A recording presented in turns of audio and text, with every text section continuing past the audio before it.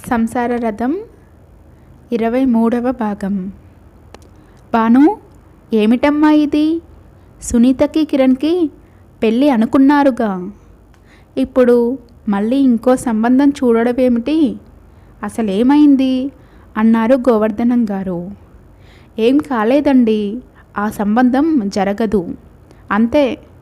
మనం ఎన్నెన్నో అనుకుంటాం పెళ్ళిళ్ళ విషయంలో, మీకు తెలియనిదేముంది చెప్పండి. పీటల వరకు వచ్చిన పెళ్ళిళ్ళు కూడా ఆగిపోతూ ఉంటాయి. అది నిజమేననుకో, కానీ ఏదైనా బలమైన కారణం ఉండాలి కదా.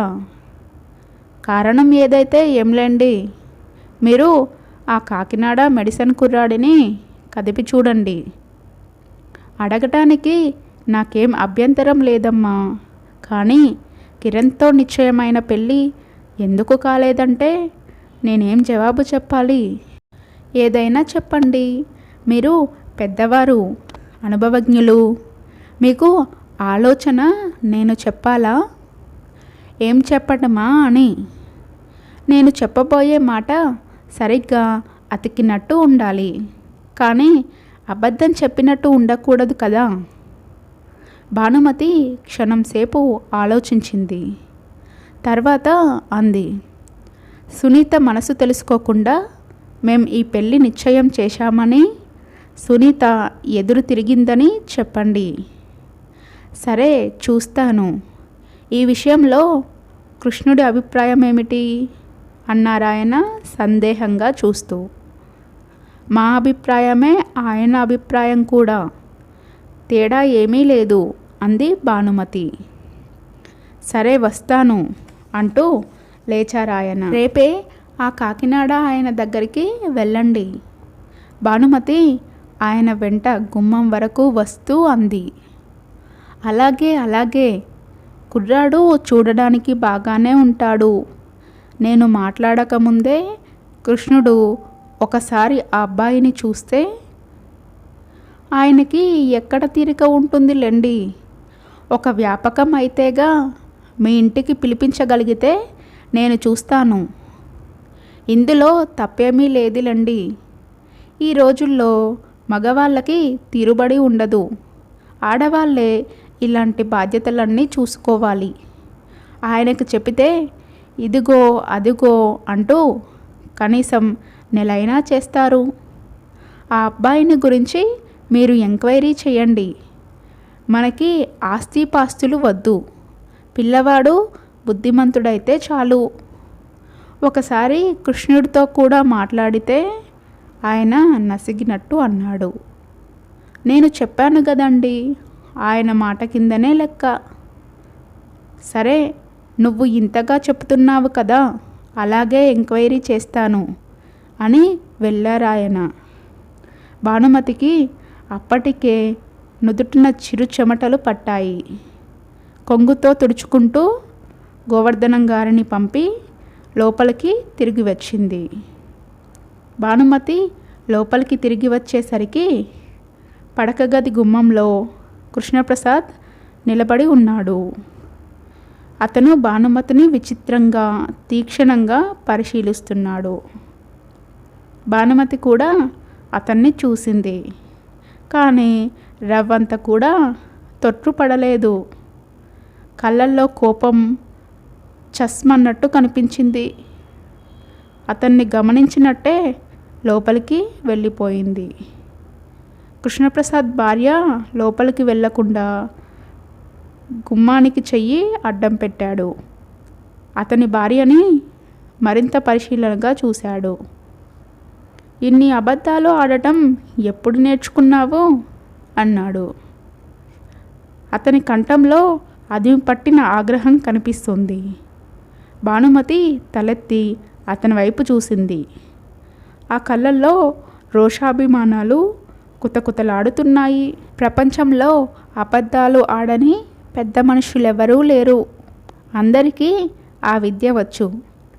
జవాబు అతని సహనాన్ని చీల్చేటంత పదునుగా ఉంది. నోర్ముయ్, ఇంకే విషయంలోనైనా నీవి ఇష్టం వచ్చినట్టు చెయ్యి, నేను కాదనను. కానీ సునీత విషయంలో మాత్రం మీ పెత్తనం నేను సహించను. సునీత పెళ్ళి నా ఇష్ట ప్రకారం జరుగుతుంది. ఈ విషయం మొన్ననే ఖచ్చితంగా చెప్పాను నేను. బుద్ధి లేకుండా మాట్లాడకు. ఇప్పుడు హఠాత్తుగా ఇంకో సంబంధం చూస్తే అంతా ఏమనుకుంటారు? ఎవరో ఏదో అనుకుంటారని నా కంఠానికి నేను ఉరివేసుకోలేను. నీకసలు మతిపోయినట్టుంది. నిజమే, అదే నిజమని అనుకోండి. సునీత పెళ్ళి అయిన తర్వాత నన్ను ఏ హాస్పిటల్లోనే చేర్చండి. అప్పుడు మీకు హాయిగా ఉంటుంది. భానుమతి కళ్ళల్లో గిర్రున నీళ్లు తిరిగాయి. చప్పున ముఖం తిప్పుకుంది. నీకు అసలు నిజంగానే పిచ్చి పట్టింది. లేకపోతే ఏమిటిదంతా? నేను ఇంట్లో ఉండగానే గోవర్ధనం గారితో లేనని చెప్పావు. నేను చెప్పకుండానే ఆయనతో సునీతకు వేరే సంబంధం చూడమని చెబుతున్నావు. భాను, ఏమిటిదంతా? ఎందుకు ఇలా చేస్తున్నావు? నీకు నా మీద ఏదైనా కోపం ఉంటే అది నా మీదనే చూపించు. సునీతని ఎందుకు బాధ పెడతావు?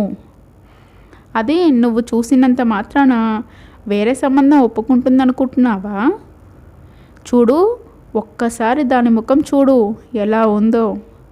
కృష్ణప్రసాద్ భానుమతి రెక్కబట్టి గబగబా పడక గదిలోకి లాక్కెళ్ళాడు.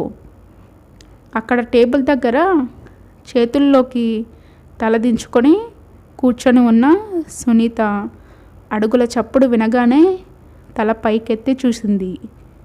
ఆ కళ్ళు చాలాసేపటి నుంచి ఏడుస్తున్నట్టుగా వాచి ఉన్నాయి.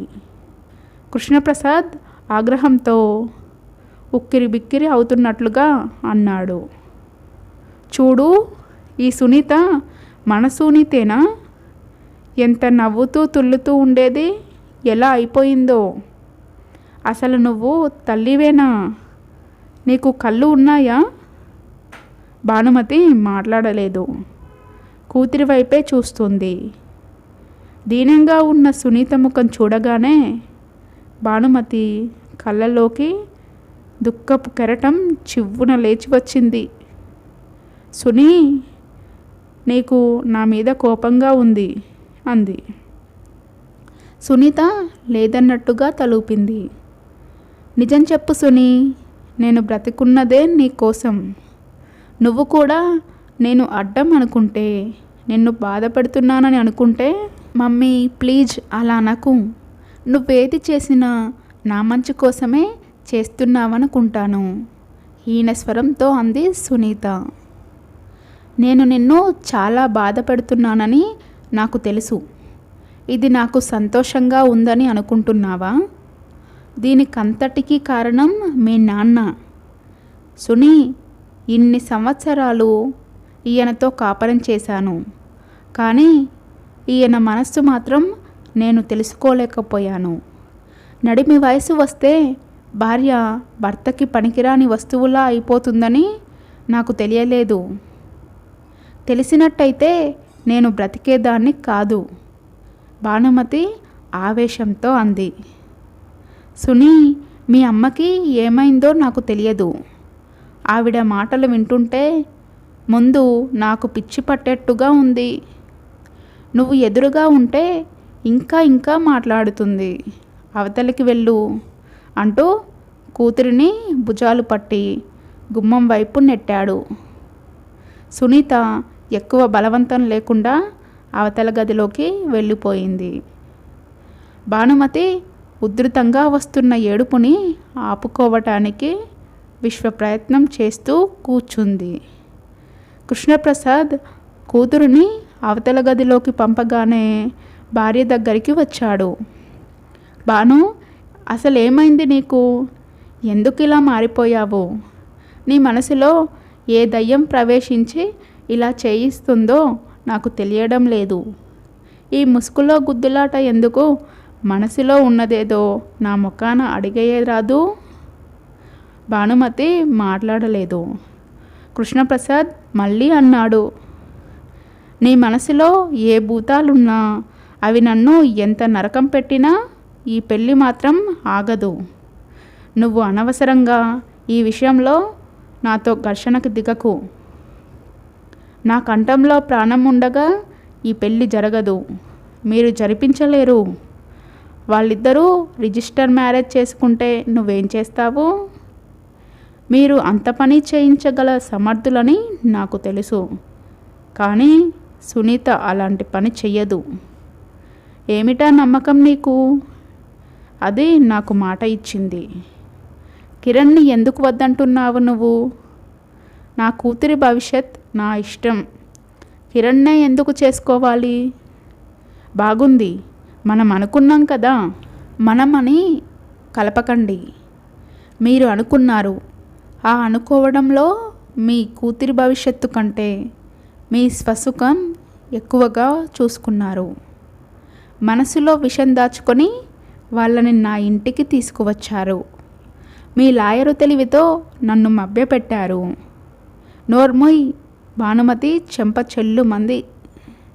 అవతల గదిలో నుంచి తల్లిదండ్రుల ఘర్షణని పాలిపోయిన ముఖంతో ఆలకిస్తున్న సునీత ఆ చెంపదెబ్బ తనకే తగిలినట్లు బిత్తరపోయింది. మరుక్షణంలో చెప్పులేసుకొని చకచక ఆ ఇంట్లోంచి పారిపోయింది. ఇంట్లోంచి బయటికి వచ్చిన సునీతకి ఎటు వెళ్ళాలో తోచలేదు. అమ్మా నాన్నకి ఏమైంది? ఎందుకలా పోట్లాడుకుంటున్నారు? ఇది వరకు ఇంట్లో ఎంత ఆనందంగా ఉండేది. భోజనాల దగ్గర డాడీ ఎంత జోక్ చేసేవారు. అమ్మ ఎంత విరగబడి నవ్వేది. ఇప్పుడు అంతా తారుమారు అయిపోయింది. అమ్మ నాన్న అసలు మాట్లాడుకోవడం మానేశారు. అమ్మ ఇదివరకులా నాన్న కోర్టు నుంచి రాగానే ఇదిగో కాఫీ అంటూ తీసుకువెళ్ళదు. నాన్న కూడా అంతే. చాలాసార్లు అసలు రాత్రిపూట భోజనం ఇంటి దగ్గర చేయటం మానేశాడు. చేసిన వంట మనిషి పెట్టాల్సిందే. అమ్మ భోజనం మాటే మర్చిపోయినట్టుగా ఉంది. ఎప్పుడు అడిగినా ఆకలి లేదు అంటుంది. తను ఒక్కతే డైనింగ్ టేబుల్ దగ్గర కూర్చుంటే మనసంతా బావురుమన్నట్టుగా ఉంటుంది. వాళ్ళిద్దరినీ అలా పోట్లాడుకోవద్దని ఎవరు చెబుతారు? కిరణ్ అంటే అమ్మకి ఎందుకు అయిష్టత కలిగింది భగవంతుడికే తెలియాలి. కిరణ్తో మాట్లాడవద్దని ఒట్టు వేయించుకుంది. పెళ్లి మాట తర్వాత చూసుకోవచ్చు. అసలు అమ్మా నాన్న ఇద్దరూ మామూలుగా ఉంటే చాలు అనిపిస్తుంది. బ్యాగ్ తీసుకొని నడుస్తున్న సునీత కాలాపహడ్ ఎక్కింది. అందరితో పాటు తను కూడా వెళ్ళి దేవుడికి నమస్కరించి వచ్చింది. గొలుసు పట్టుకొని ఆ ఎత్తు ప్రదేశంలో దూరంగా నిలబడితే ట్యాంక్ బండ్ మీద అప్పుడే వెలిగిన లైట్లు మిలమిలలాడుతూ కనిపిస్తున్నాయి. కారులు చీమల్లా త్వరగా పాకిపోతున్నట్టుగా ఉన్నాయి. ఇంత మాత్రం తను మమ్మీ డాడీ కిరణ్ కలిసి వచ్చిన దృశ్యం కళ్ళ ముందు మెదిలింది. అమ్మ ఇప్పుడు ఇంటి దగ్గర ఏం చేస్తుందో తనకి బాగా తెలుసు. మంచం మీద పడుకొని ఏడుస్తూ ఉంటుంది. నాన్న క్లబ్కి వెళ్ళిపోయి ఉంటాడు. అమ్మ అసలు ఎప్పుడు ఏడవదు. ఏడిస్తే ఏం చేయాలో కూడా తనకి తెలియదు. ఎలా ఓదార్చాలో అర్థం కాదు. ఇక ఇల్లంతా శ్మశానంగా నిశ్శబ్దంగా ఉంటుంది. ఇది వరకు భోజనం చేసిన తర్వాత రికార్డ్స్ పెట్టుకునేవారు. నాన్నకి ఫారెన్ మ్యూజికల్ రికార్డు ఇష్టం. అమ్మకి త్యాగరాజు కృతులు. నాన్న అమ్మకి ఏడిపించడానికి తనని కలుపుకొని ఫారెన్ మ్యూజిక్కి అనుగుణంగా అడుగులు వేసేవారు. ఒక్కోసారి కుర్చీలో కూర్చొని ఉన్న అమ్మని బలవంతంగా చేయి పట్టి లాక్కొని వచ్చి తనతో తిప్పేవారు. నాన్న చిలిపితనం, అమ్మ సిగ్గు చూస్తుంటే ఎంత బాగుండేది. తను పకపక నవ్వేది. తర్వాత సత్యవతి ఆంటీ వచ్చిన తర్వాత ఈ రకమైన సరదాలు క్రమంగా తగ్గిపోయినాయి. ఇంట్లో పరాయి మనిషి ఉన్నారనే బెరుకు ఆ తమాషాల్ని నవ్వుల్ని తగ్గించేసింది.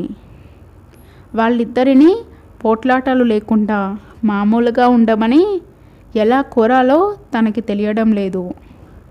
సునీత మనసంతా దిగులుగా విషాదంగా ఉంది. ఇంతలో సునీ అన్న పిలుపు వినిపించింది. గొలుసు పట్టుకొని పరధ్యానంగా బొమ్మలా నిలబడి ట్యాంక్ బండ్ వైపు తదేకంగా చూస్తున్న సునీత ఒక్కసారిగా ఉలిక్కిపడి తిరిగి చూసింది. జనం మధ్యలో నుంచి కిరణ్ చేయి ఊపుతూ ఇటే గబగబా వస్తున్నాడు. సునీత ముఖం అతన్ని చూడగానే ఒక్కసారి ఆనందంతో దీప్తివంతమైంది. కానీ అంతలోనే తల్లికిచ్చిన వాగ్దానం గుర్తుకు వచ్చింది. గబాల్న వెనక్కి తిరిగి వడివడిగా అడుగులు వేస్తూ కొండ దిగి వెళ్తున్న జనంలో కలిసిపోయింది. పరుగెత్తుతున్నట్లుగా మెట్లు దిగుతున్న సునీత వెనక్కి తిరిగి చూసింది. కిరణ్ కూడా అంత వేగంగా వస్తున్నాడు. సునీత నడక వేగం రెట్టింపు అయ్యింది. అతను పిలుస్తూ వస్తూనే ఉన్నాడు. ఆ పిలుపు విననట్టే తనని కాదన్నట్టే గబగబా దిగి కిందికి వచ్చింది. అక్కడ ఉన్న ఆటోలో ఎక్కుతూ ఆయాసంగా పోనీ డ్రైవర్ అంది. డ్రైవర్ విచిత్రంగా చూసినా వెంటనే స్టార్ట్ చేశాడు. ఆటో పబ్లిక్ గార్డెన్ గేటు దగ్గరికి రాగానే ఆపు చేసింది. ఆటో దిగి అతనికి డబ్బులు ఇచ్చింది. ఆటో కదిలి వెళ్ళిపోయింది. ఆ వెంటనే మరో ఆటో వచ్చి ఆగింది.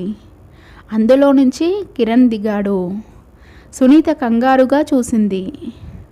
గబగబా 4 అడుగులు వేసి కదలడానికి సిద్ధంగా ఉన్న డబుల్ డెక్కర్ ఎక్కింది. అది కదిలే లోపునే కిరణ్ పరిగెత్తుకు వచ్చి కమ్మి పట్టుకున్నాడు. అతను కాస్తలో పట్టు తిప్పి కింద పడేవాడే. అక్కడే నిలబడి ఉన్న ఒక బట్టతల ఆయన చెయ్యి అందించాడు. అతను ఆ చెయ్యి పట్టుకొని లోపలికి ఎక్కి థ్యాంక్ యూ అన్నాడు. సునీత అప్పటికే వెళ్ళి సీటులో కూర్చుంది. సునీత పక్కనే మరో సీటు ఖాళీ ఉంది. కిరణ్ వచ్చి అక్కడ కూర్చున్నాడు. సునీత అతన్ని గమనించినట్టే బయటకు చూస్తుంది. కిరణ్ కూడా ఏమీ మాట్లాడలేదు. క్షణంసేపు గడిచింది. కిరణ్ చేయి మెల్లగా జరిగి సునీత చేతి మీద ఆనింది. ఆ చెయ్యి ఆ స్పర్శ ఇష్టపడినట్టే లొంగినట్టే ఒక్క నిమిషం అతని చేతిలో ఇమిడిపోయింది.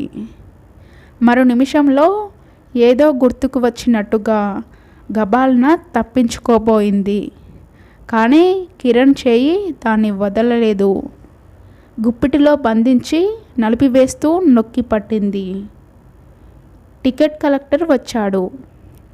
ఎడమ చేత్తో ప్యాంటు జేబులో నుంచి డబ్బు తీసి ఇచ్చి ట్యాంక్ బండ్ 2 ప్లీజ్ అన్నాడు. నేను ఇస్తాను. సునీత బ్యాగ్ తెరవడానికి చెయ్యి వదిలించుకోబోయింది. కానీ కిరణ్ చేయి సునీత చేతిని వదలలేదు.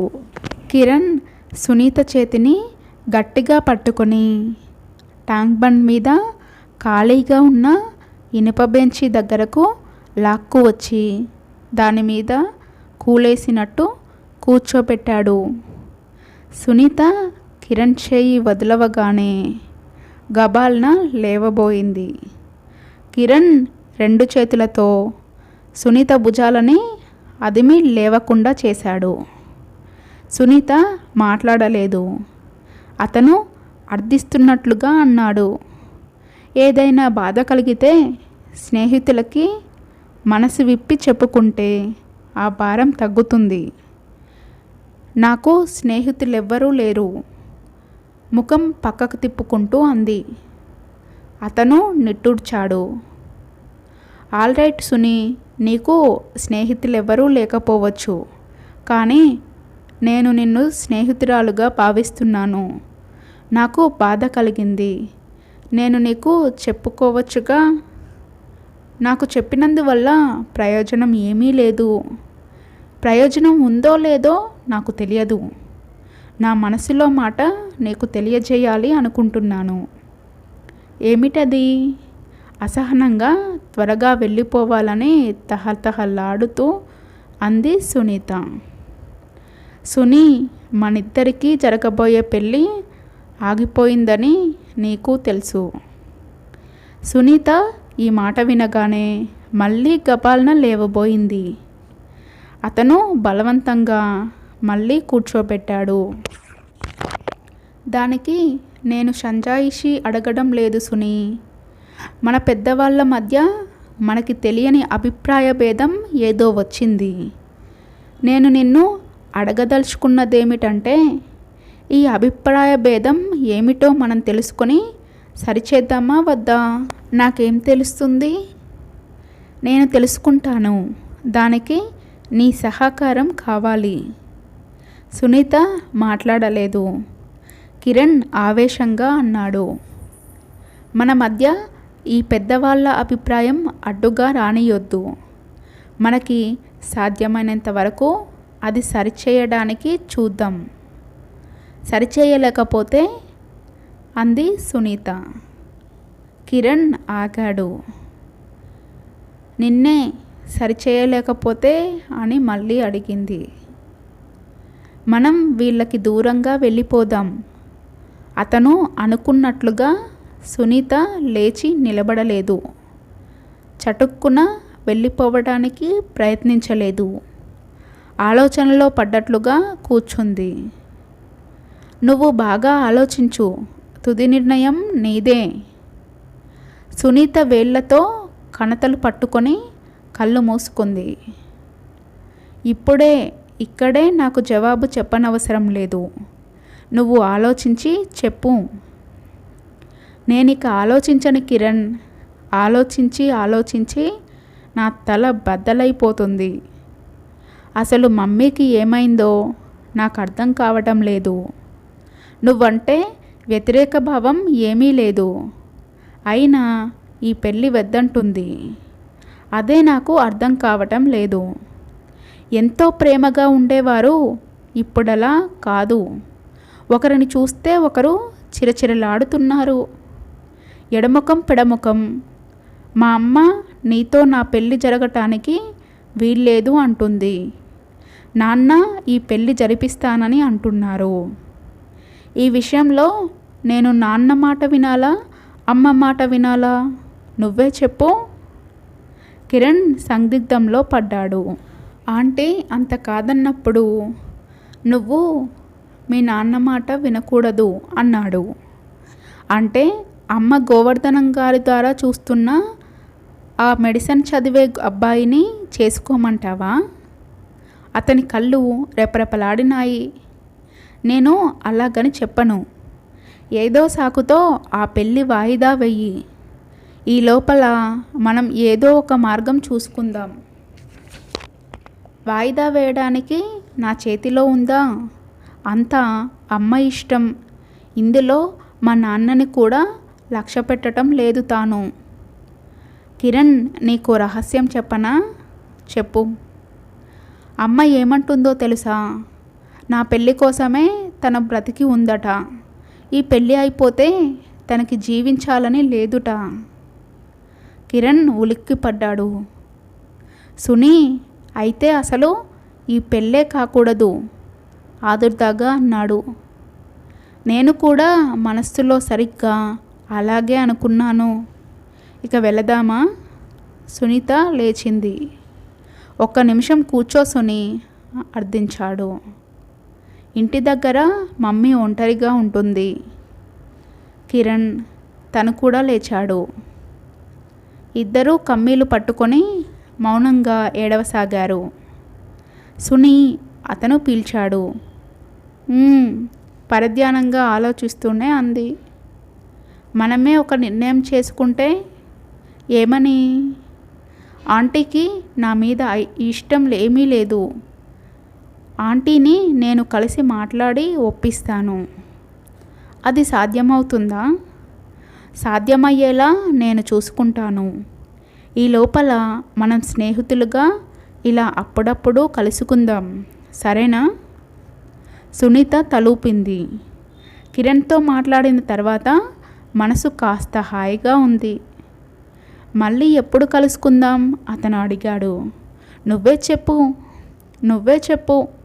నీవు ఎక్కడికి రమ్మంటే అక్కడికి వస్తాను. సునీత ఆలోచించింది. జయ ఇంట్లో సాయంత్రం వేళ నేను జూలీని షికారుకి తీసుకువస్తాను. ఓకే, థ్యాంక్ యూ అన్నాడు. ఇంతలో బస్ వచ్చింది. సునీత ఎక్కింది. జాగ్రత్త, పదిలంగా ఎక్కిస్తూ అన్నాడు.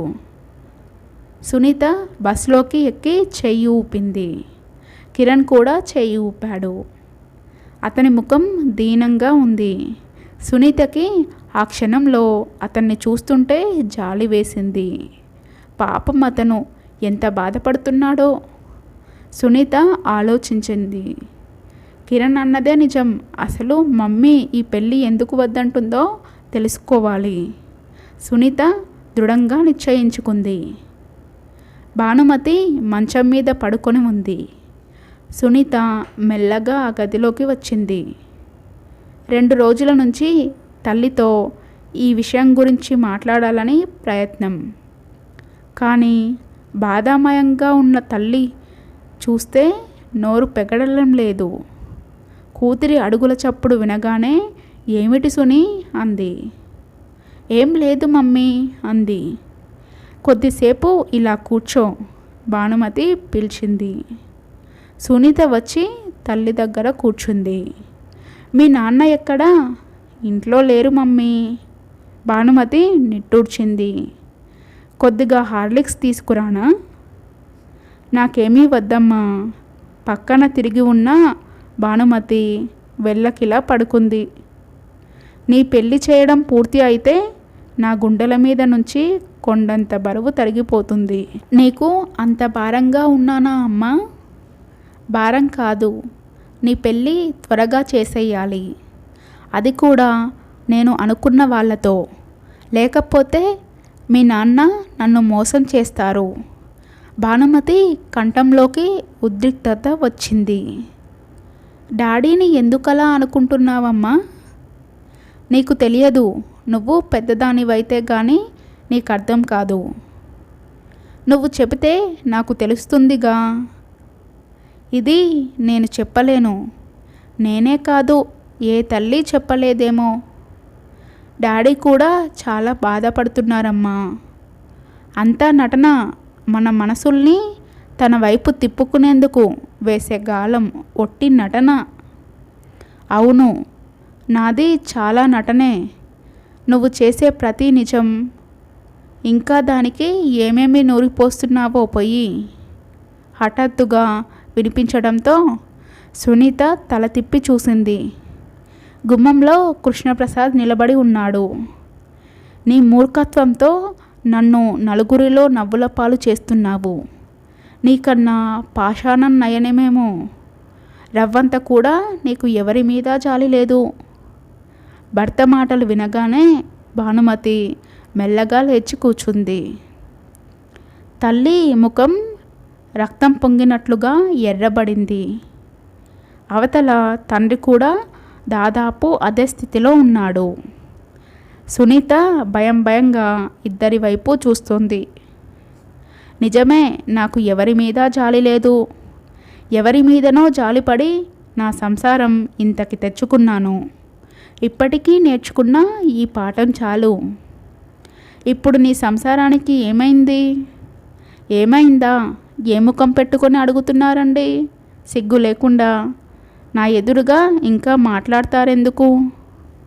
మమ్మీ, సునీత కంఠం ఆదుర్దాగా వారిస్తున్నట్టుగా ఉంది. కృష్ణప్రసాద్ లోపలికి వచ్చాడు.